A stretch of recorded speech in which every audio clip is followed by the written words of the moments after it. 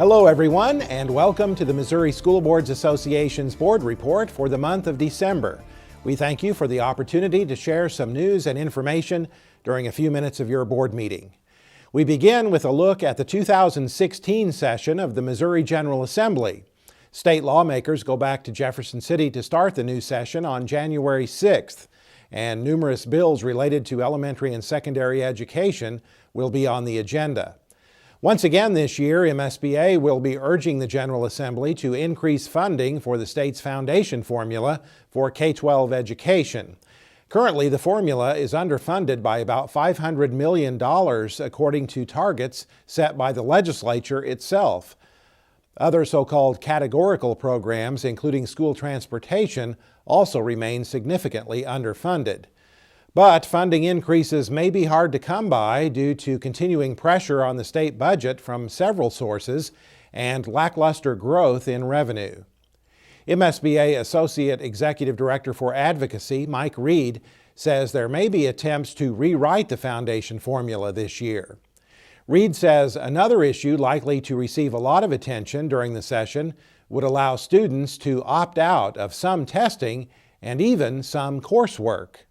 There's a movement to have students opt out of certain tests. There's also a movement of students opting out of parts of curriculum that are out there. The testing opt-out seems to be very big on the East Coast, but we have problems with that because there are federal laws about that and federal rules and regulations that we have to test a certain number of students. So I believe we're going to have a large discussion about opting out of tests and how that affects students in the state of Missouri.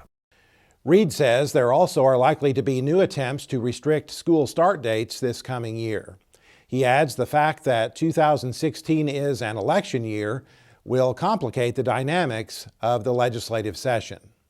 MSBA will keep you informed about legislative developments during the session through our weekly Legislative Voice newsletter, our Capitol Watch video program, our daily legislative blog, social media posts, and through critical issue alerts. Once again this year, we encourage members to visit Jefferson City during our School Board Advocacy Network days. Check the MSBA website for your region's S-Band Visit Day. And be sure to mark your calendar for the MSBA Legislative Forum scheduled for February 16th in Jefferson City. You can register for that event through the MSBA website.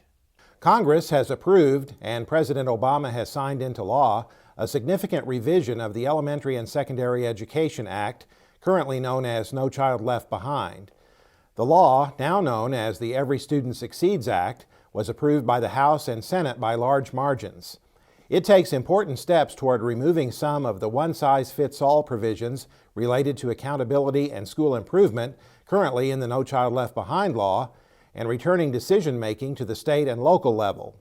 We'll have more on the Every Student Succeeds Act in next month's board report program.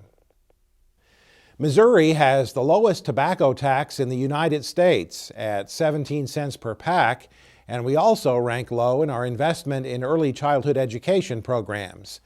So a group called Raise Your Hand for Kids is hoping to put an issue on the November 2016 ballot through the initiative petition process that would raise the tobacco tax by 50 cents a pack and provide about $250 million a year to expand early childhood education programs. Linda Rollo is the executive director of Raise Your Hand for Kids, and she says early childhood education currently is not a priority in Missouri. We're one of the lowest states in the country as far as how much we put towards early childhood education, and we also have a lot of high costs associated with repeating grades, remediation, and high rates of incarceration. And we just see a lot of opportunity to not only level the playing field, but give kids a much stronger start so they will be more prepared for college and work. Right now, only 4% of Missouri's 4-year-olds are enrolled in public early childhood education programs. Research overwhelmingly demonstrates investing in early childhood programs delivers a significant return to society by giving children the emotional, behavioral, and cognitive skills they need to succeed in school and ultimately in college and careers. MSBA is supporting the Raise Your Hand for Kids initiative. If you were elected to your school board for the first time last April and haven't yet completed your required 16 hours of training, there are only 3 opportunities left. You can complete half the training online, with the remainder in an interactive classroom setting. If you've been appointed to fill a vacancy this year, you are encouraged to complete the training prior to the April election if you're planning to be a candidate. The training provides a solid foundation for effective governance leadership. Check the MSBA website for the dates and locations of the remaining new board member training opportunities. That's it for this month's edition of the MSBA Board Report. Thanks for allowing us to have some time at your board meeting, and so long from Columbia.